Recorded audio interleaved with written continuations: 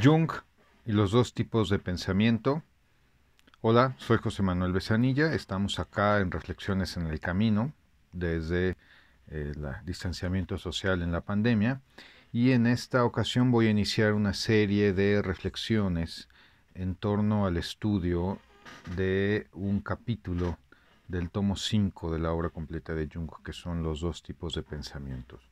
Un capítulo que me parece muy importante, el texto de Símbolos de Transformación, su título en la segunda etapa. En la primera etapa, Símbolos y Transformaciones de la libido, es el que marca el proceso de distanciamiento y de ruptura de Jung con Freud. Y en este capítulo sobre los dos tipos de pensamiento, Jung hace una reflexión sobre la perspectiva epistemológica, ontológica, incluso ética, de cómo debiera de abordarse la investigación de la psique y del inconsciente. Él hace una crítica muy importante al determinismo, al materialismo y al biologicismo que prevalecía en esa época, en finales del siglo XIX, principios del siglo XX. Y él dice que este trabajo, que ese texto, representó para él una reacción de resistencia contra justamente este determinismo, contra el racionalismo materialista que prevalecía, que mataba y sofocaba la subjetividad. Él refiere que su objetivo fundamental es proporcionar a la psicología clínica un marco de referencia para comprender los fenómenos psíquicos, para poder tener elementos para realizar un acercamiento más profundo y sistemático de los fenómenos psíquicos, que permita ir más allá de la conducta observable y penetrar en lo que se llamó, en lo que los conductistas llamaron la caja negra, ¿no? ¿Qué hay dentro de la caja negra que no es medible, observable, cuantificable y replicable? Pretende comprender al inconsciente de la humanidad, como un fenómeno objetivo, como un fenómeno que tiene manifestaciones que sí bien son observables, que son aprendibles, pero que no necesariamente son cuantificables ni replicables. Que el inconsciente es un fenómeno colectivo de la humanidad y que contiene y abarca los procesos individuales, que el inconsciente es algo mucho más allá de la biografía personal y del proceso de historia y del desarrollo individual. Entonces, desde esta perspectiva, Jung propone proponer, valga la redundancia, una alternativa a los procesos positivistas y deterministas que prevalecían en su época, ¿no? Que resulta limitada, coartante, asfixiante para explicar las manifestaciones de la psique humana. La postura determinista e individualista que prevalecía en esa época, no todos la seguían, pero sí era preponderante, y Freud estaba adherido a ella, no permitía una mirada distinta sobre la dinámica de los instintos, eh, y estancaba, circunscribía la comprensión de los fenómenos más impersonales, más amplios, de aquellas manifestaciones que trascendían la experiencia y la dinámica de la psique individual. Entonces, la propuesta de símbolos de transformación, símbolos y transformaciones de la libido, fue inmediatamente rechazada por Freud, ya que cuestionaba la solidez y exclusividad de la teoría sexual. Y ese fue uno de los puntos principales de quiebra.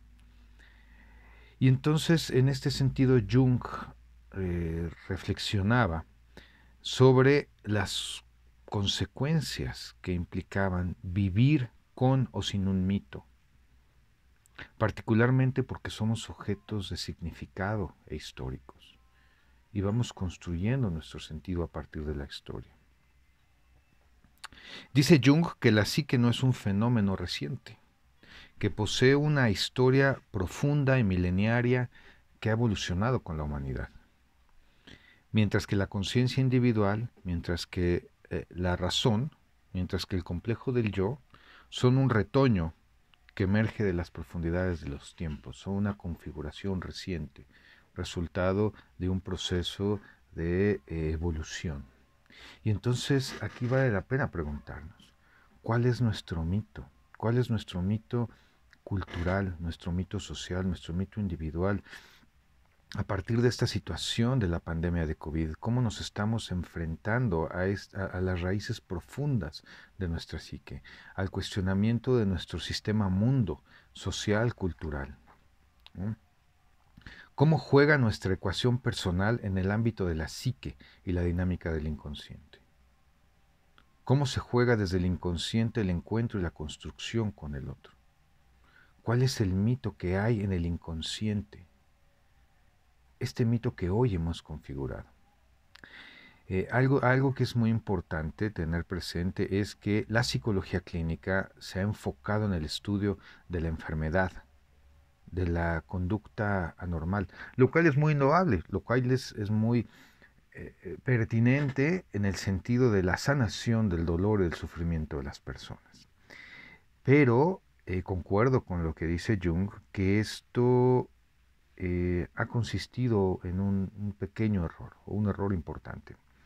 Jung dice que es fundamental conocer y comprender el devenir y evolución de la psique natural, de la psique humana y el proceso histórico de construcción, para que de ahí podamos abordar, podamos acercarnos, podamos comprender las evoluciones anormales, las evoluciones patológicas, poder entender cuál es el sentido y significado de una manifestación patológica. Lo contrario, pues ha sido un contrasentido que nos ha llevado a un error patologizante, ¿no? Y ahora vivimos y hemos vivido en un discurso, y ya lo dijo Foucault con la historia de la locura, donde aquel que es disidente y aquel que presenta una resistencia y aquel que no se alinea al discurso, pues está tachado de loco, de enfermo, ¿no? Cuando a lo mejor está más cuerdo y presenta más sanidad en sus actos de resistencia al discurso. Jacobo Levi Moreno, creador del psicodrama, mencionaba que la neurosis es la patología de la espontaneidad. Esto hay que tenerlo presente, esta dificultad de poder responder de manera espontánea, adaptativa, armónica, biológica, en el contexto, pues es lo que va generando ciertos niveles de conflicto. Entonces, el conocimiento de aquellas medidas, manifestaciones medibles, observables, y aquellos fenómenos subjetivos individuales están muy lejos del conocimiento profundo de la psique. Necesitamos profundizar, necesitamos ampliar la mirada e ir integrando elementos que en un momento aparecen dispersos. Para Jung, el acercamiento al problema que representa el hombre tiene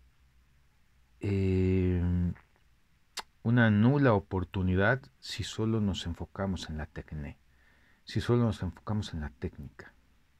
Dice que hay que integrar las ciencias del espíritu, la filosofía, la teología, la historia, la literatura, ¿no? Para poder comprender el significado de los contenidos del inconsciente, la estética, la ética, la ontología.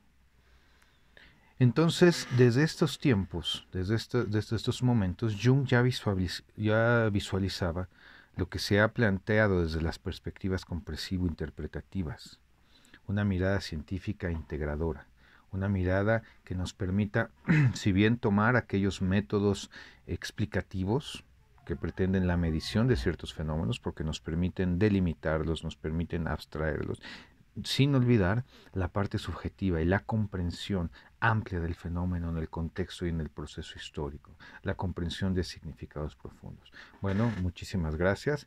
Nos vemos en la próxima. Por favor, no dejen de visitar nuestra página web, loinconsciente.com. Visítenos en el Instituto Eleusis, nuestra página de Facebook y nuestros canales. Muchas gracias. Nos vemos en la próxima.